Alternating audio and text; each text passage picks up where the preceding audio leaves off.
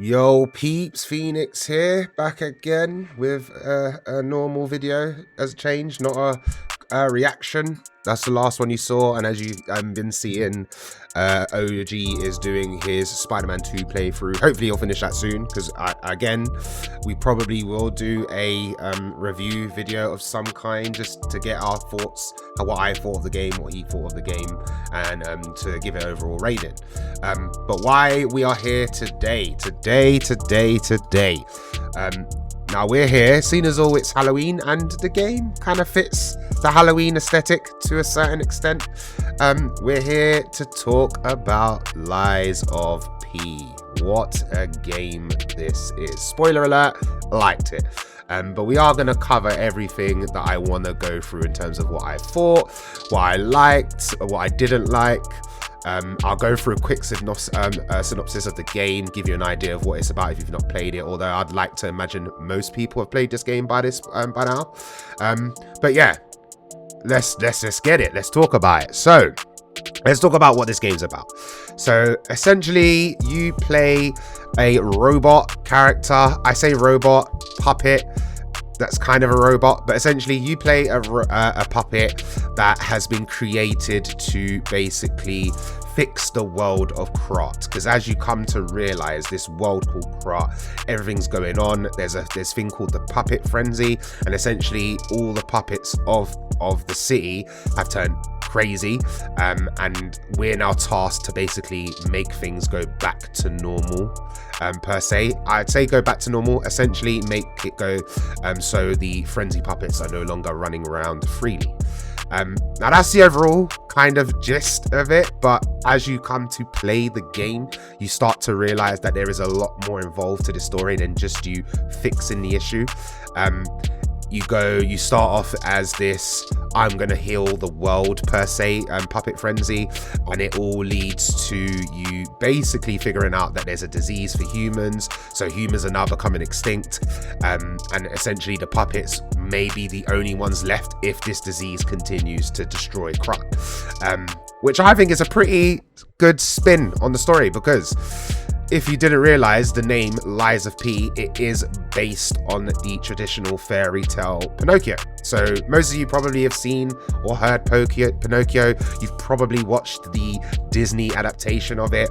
And I promise you, if you've not played this adaptation of Pinocchio is very, very different to what you know of the traditional story.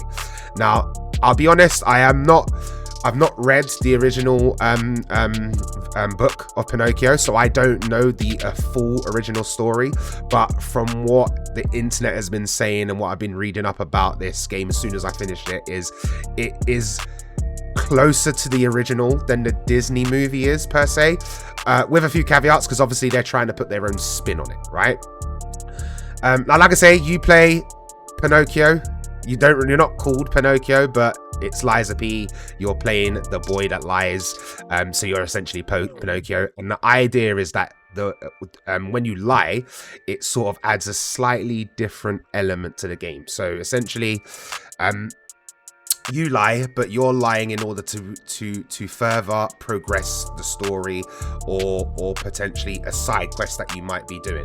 Now, it's not like you have to lie. I believe if you choose to tell the truth, it will still progress the story all the same. Dialogue may be slightly different, but yeah, you have the choice to either lie or tell the truth, and that will progress the story, and depending on what you choose will determine what dialogue each character says. Now, there are quite a few characters in this. Obviously, Pinocchio, you play him. But again, because I don't know the original story, there's a lot of characters that I weren't aware of, apart from the obvious ones. One being Pinocchio's father. He's in it. Well, a version of him is in it. But you also have all these other characters. Now, the way you sort of, how this kind of leads into how this game is kind of like a Souls-like clone, is it has the same stuff that a normal Souls game would have. So you level up as normal. In order for you to level up, you speak to a lady, and she's the level up lady, basically the same as all Dark Souls, Bloodborne, Elden Ring. There's a hub area, which in this case is called Hotel Krot, and essentially all of the NPCs kind of congregate around this hotel.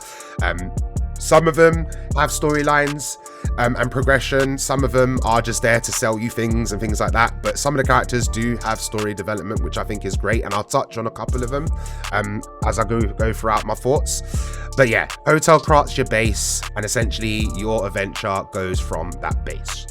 Now, in terms of level design and how you go from place to place, is it as open as an Elden Ring per se, or is it a very linear type game? And yep, it is a very linear type game. You kind of follow one direction, and the further you go in that direction, the more you progress the game. That's not to say that they're not like off the beat paths or anything like that, shortcuts, again, all the normal things that you come to know with Souls-likes, but it's very minimal. Essentially, you follow a path from point A to point B until you get to the end of the game. Now, my real thing was, does this affect the game in any way? Now, I'll hold my hands up. I'm not a Souls guy. In my last casual review, I think I mentioned it in there where I said I've played a few Souls, but I've not played them all. I've only played Elden Ring and I think that's it. I haven't played Bloodborne, but I do want to try it. I'm just not willing to do the 30 FPS.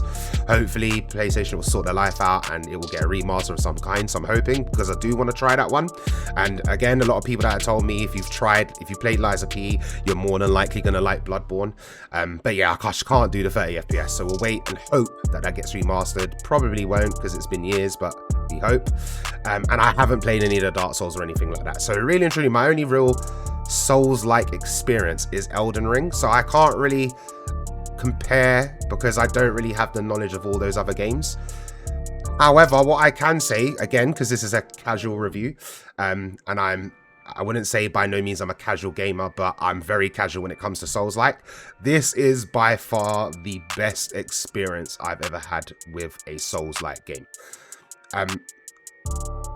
Now the real question is what else do you do in this world? Obviously, you go from point A to point B, you talk to NPCs, you fight bosses, all that good stuff, but what else is there to do here? And there isn't much. However, there is a lot when it comes to the systems that are in the game that makes it quite unique. So the journey is very point A and linear, but how you attempt to get to those points will all be dependent on how you choose to play the game. Now, in terms of what you use, what you can equip, are there stats, all that good stuff. So yes, like I was saying before, you level up, you get 6 main stats.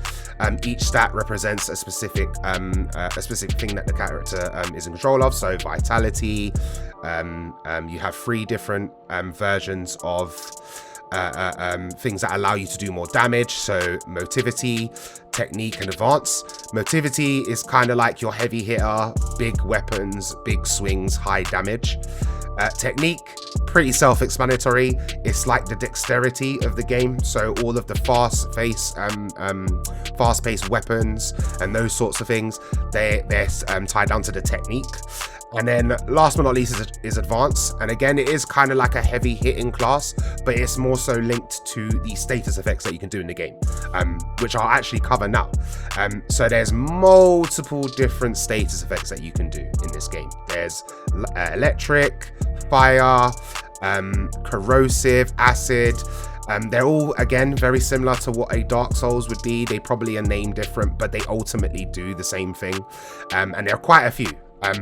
With that means there's throwables, so multiple different items that you can throw, whether that be an incendiary grenade, an electric grenade, an acid grenade, again all leaving some type of status effect on the boss, as well as other quite unique items, like you can throw a cog, which doesn't really do anything, but it helps out in certain situations. You can throw like a lead pipe, that's kind of like a javelin. You can throw a shot put, and it literally is a shot put. However, that weapon seems to be too overpowered for some reason. You throw 2 of them, you automatically break their posture straight away. And that's kind of nice because I said posture, and that plays a very big part in the game. You being able to stagger the opponent and do kind of like a death blow per se. Every character is able to be staggered, including bosses. And again, once you get them in the stagger, essentially, instead of how like Dark Souls where they automatically stagger and then you can do a death blow, in this game it works a bit different. Essentially, you hit them multiple times, continue to hit them to a point where their life bar will begin to flash, and as soon as their life bar begins to flash, essentially you have a short window to do a heavy attack on them, which will essentially stagger that enemy and allow you to do the death blow. Now, because that means you will be swinging your weapon quite a lot, it seems that it might be long-winded or hard to do. And hence why this other mechanic comes into play that not many Souls-like add in, which is a parry. Now, you'd think the parry isn't really a main mechanic for the game, it's just in there and you use it. No, this is definitely part of the core experience. If you do not learn how to parry, you are probably not going to have a good time. Essentially, you can dodge roll and do the normal dodge roll like a Souls game has. However, this game, the iframes ain't as generous as a Souls game. The game expects you to learn all of the mechanics and apply them to each fight that you do. So yes, you'll dodge roll, but you'll more so be parrying and countering their attacks to build up the stagger so you can knock them down and eventually do the death blow. Now, the parrying is very unique. The game, every weapon allows you to parry. However, there are few weapons that are slightly unique when it comes to that system, which is a good segue to talk about next. So the different types of weapons that are in this game. Now, again, I don't have the experience of a Dark Souls game. I can only go off of Elden Ring, and that game has a plethora of weapons to use, so many different play styles. And I believe Lies of P does this quite unique. It's very unique in the way they do this. This option of weapons. So essentially, every weapon exempt from boss weapons, because yeah, you kill a boss and some bosses will give you weapons, but exempt from the boss weapons, each weapon is split into two parts. So you have the blade itself from the weapon, and then you have the handle from the weapon. And essentially, the handle and the blade can be split, and that allows you to completely change up the way you play the game. So you could take a technique build handle and apply that to the blade that comes from an advanced weapon, and all of a sudden I can now use a weapon because I'm a technique build. Now the possibilities are pretty much endless. Any weapon that isn't a boss weapon can be separated and attached to completely different handles and blades. Again, completely unique playstyle, and there are, I didn't count, and I don't think I collected all of the weapons, but there are a lot of weapons and a lot of different unique and variety ways that you can apply things and attach them together. Again, super unique, and I think a lot more games should take that idea of, instead of you having 100 different types of weapons, there's no harm in you having 50 and then allowing you to chop and change those 50 between each other. It just adds a lot more replayability to the game. So much so that I've actually started a New Game Plus. I haven't finished, and I'm just playing it in the background because I'm playing other games, other videos I'm recording and things like that. But essentially, yeah, it has put me through to do a part 2. Now, we touched on all of the basics, what the story is, the main concept of the game, the main mechanics. Let's talk about what I actually liked about the game itself. Now, I'm very much a person that if I play a single player game, I expect the story not to so much carry the game, but it has to play a very big part. You'll only keep me for so long if the gameplay is good, but the story is weak. And again, this is where I think Lies of P shines brightly. Again, I don't know the Pinocchio story, but this story that they've attempted to tell in this game is so unique. It intrigued me to find out more information about Pinocchio, all the different characters that are shown. Are they actually in the story or not? Have they been created just for the game? And suffice to say, a lot of the characters in the game are in the book. It's just their rendition of that specific person, which is great. Love to see it. I love to see them use the original characters, but in a very unique way.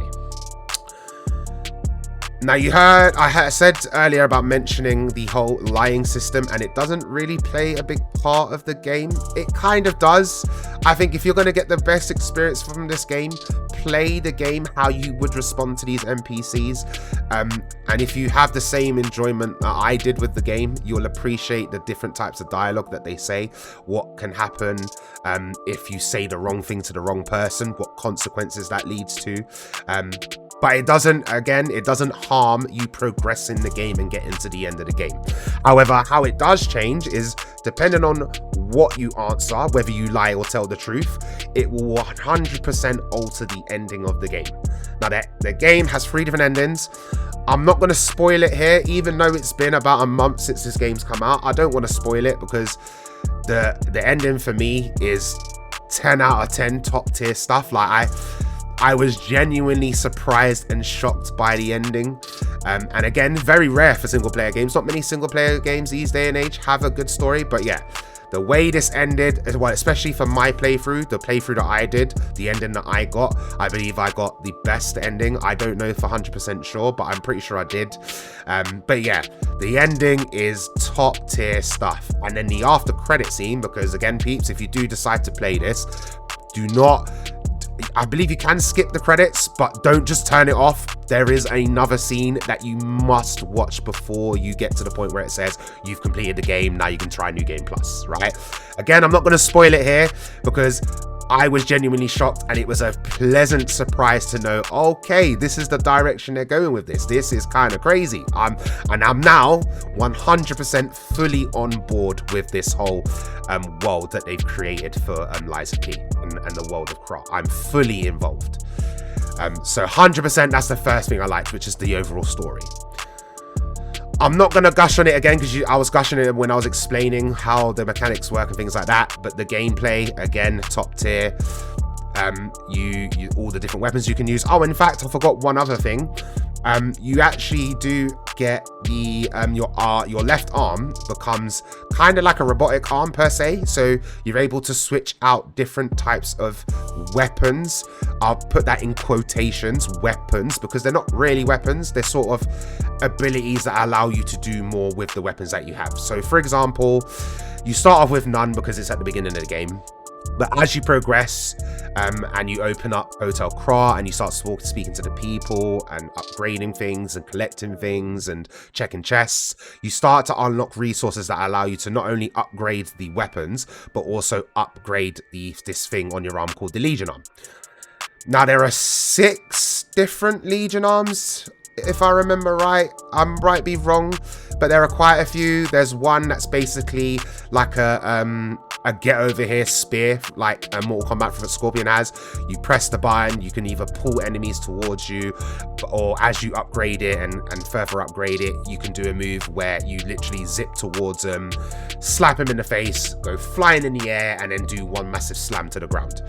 Now, that's not the only one. There's multiple different ones. You get a flamethrower, you basically get a gun one, you have a shield. There's one that shoots out acid, their version of acid in the game. So again, a lot of different versatility on how you want to approach situations and how you want to play the game. Now, what other things that I liked? I like the story, I like the gameplay, level design. Now again, even though this game is linear, there is no real off-beaten paths or anything like that. Yes, there's shortcuts to unlock and things like that throughout the levels that you go through, but there's no real open worldiness to the game. It's very point A to point B. But I believe for the story that they were trying to tell and the game that they were trying to create, I think it works best that it is linear, that you are following a path, you're going basically following the story till the end. It fits perfectly for this game. If this would have been kind of like how, you know, From Soft tell their stories, where it's very, here's a cutscene, and then as you explore the world and talk to NPCs and pick things up, you start to figure out what is actually going on in the world. This gives it to you front and center. Yes, there are things to pick up like notes and talk to NPCs that will give you further information that will essentially flesh out the world that you're in. But it's not like it's required. You could literally not pick up anything in the game, still go through the whole game, still see the end, and probably still have a good experience. However, I would highly suggest, if you are interested in it and you start to get sucked in like I did, it's definitely worth checking every nook and cranny, picking up every note, all that good stuff, because again, it just adds to the world of Krat. And like I said, this world is beautiful. Like, it's such a good game. Now, not only is the collectibles like notes and things like that, you also have these records in the game. So essentially, some NPCs or some side quests that you follow, you'll be given items. It might be something you can use, but sometimes they'll provide you with records. Now you think, why do you need a record? What is the record for? Nope. Essentially, they're there for you to go back to Hotel Craft. You play the song and you're able to hear the record that they gave you. Now, it sounds weird, but I would highly suggest you do play some of those records. The sound design and the music in this game is 10/10. I can't speak highly enough of it. It is definitely up there in terms of atmosphere and, again, making the world feel real and alive based on all of the things that you're finding as you progress through the game. So highly recommend, even if you just listen to one of them, do give it a listen. It just makes the experience so much better.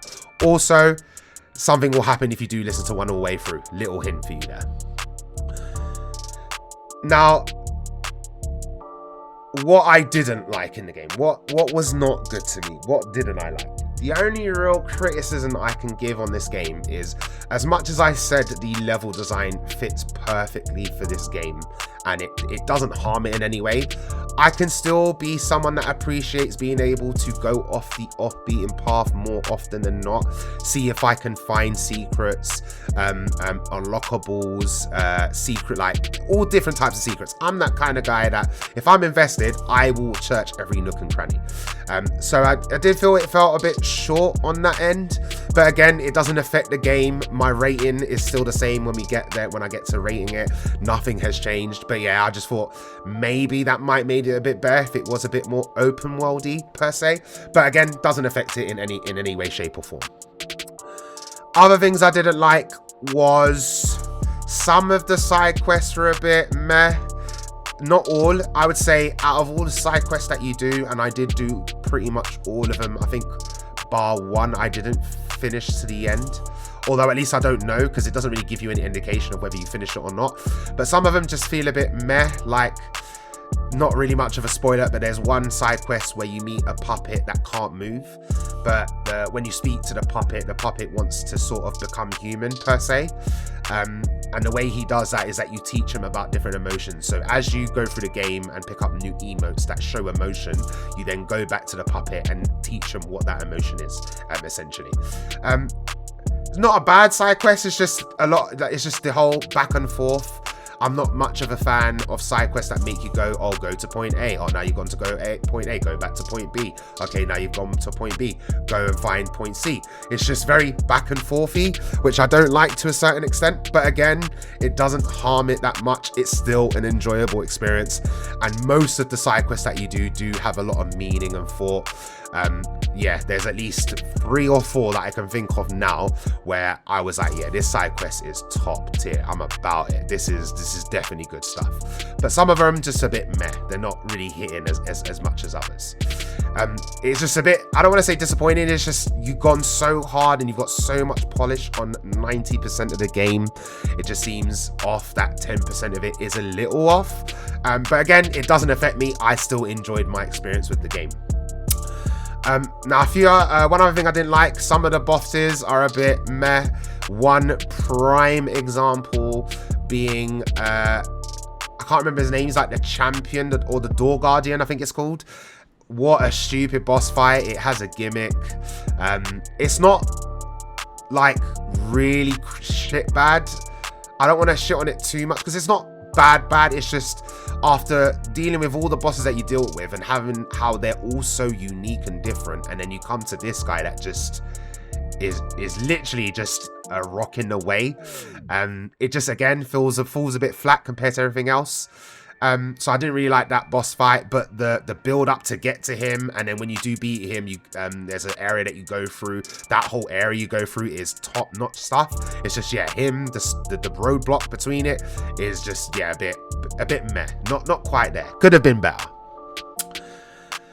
Now I'm trying to think, is there anything else that I didn't like? But I'm pretty sure, there's nothing else that I didn't really like. I used all of the weapons. I was mainly using boss weapons towards the end of the game.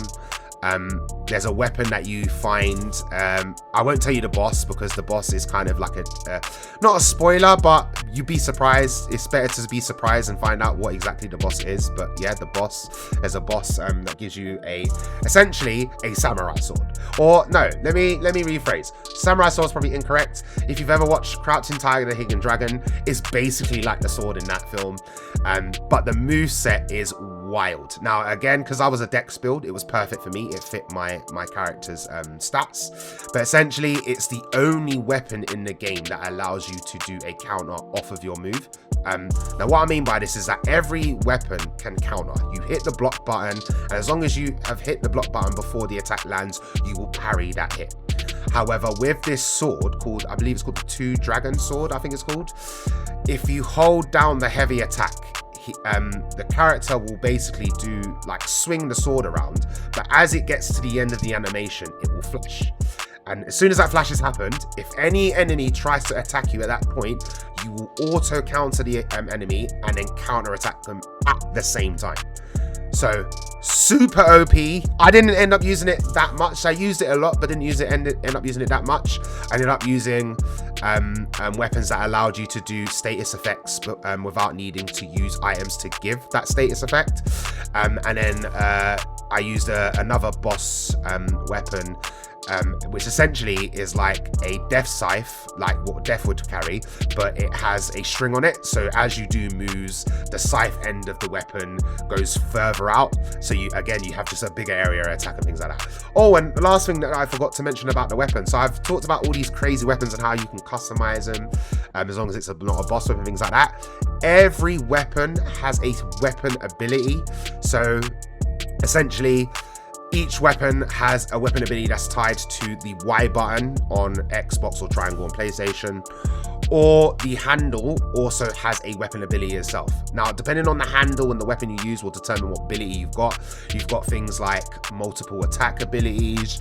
You've got abilities that buff you so you can do more damage. You've got abilities that do one massive swing. Some of them you can charge. Some of them you have to multiply press. It all depends on the weapon. And again, that just adds more variety to you playing the game. And I will say this, some of them are very special looking. So again, try everything in this game. You will not be disappointed. Now, I've talked about what I like and what I don't like. And I'll be honest, there is not much I didn't like in this game, but there is a few things there. Now, let's talk final verdict. What is my rating for Lies of P? Now, honestly, Pete, it's like I say, I'm not a Souls person, so I don't have the background of playing all these amazing Souls games, and now I've played Lies of P. I am literally coming off of the basis of, I don't mind Souls games.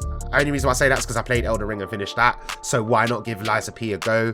And lo and behold, it is probably my game of the year this year. Which comes to my rating, I want to give it a 10 so bad, but I don't think it's quite there as 10. There are a few things that do let it down, and I don't want to say it affected the way I played the game, but yeah, it's just, if those things weren't there, it would 100% be a 10 out of 10.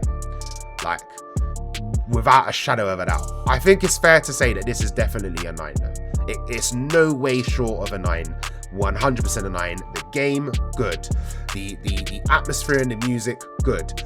The weapons and variety, good. The leveling system, same as Souls games, good. Fast travel, good. Emotes, good. Drip, oh my god, the drip in the game, good. Masks, because it's not just about what you look like in terms of your bottom half, you can also put masks on, good. Everything in this game is good. I can't fault it in any way. That's why I want to give it a 10, but it's not quite there, because if they fix those few things, and hopefully there's a sequel to this, then it will be a 10 without a shadow of a doubt. But now, how I feel now, and now I've spoken about it and put what I thought about it into words, I would happily say this is a 9 out of 10 and potentially my game of the year this year. Now, I'm not going to say what my game of the year is this year. Me and OG will probably do an end of year video to talk about all the games we played across the year and what we would choose as our game of the year. But I will say, Pete, this is a very, very close contender. I'm so close to giving this game of the year, but we will see, because there's a few other games that I want to play that come out this year that might take that spot. Now that's it, peeps.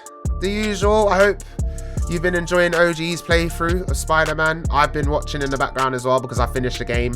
I do have a bit of withdrawals from it. I do want to play it some more, so I really hope that they add New Game Plus soon before I lose interest. But yeah, keep watching OG's playthrough. As always, like, comment, subscribe. Let me know if you've played Liza P. Leave me a comment. I'd be happy to see your thoughts, because I'm not just a one-man band here. I'm always intrigued to know what people think of these games, especially if I'm saying you should definitely give it a go. So do let me know what you think. And yeah, as always, peeps, I'll see you in the next one. Peace.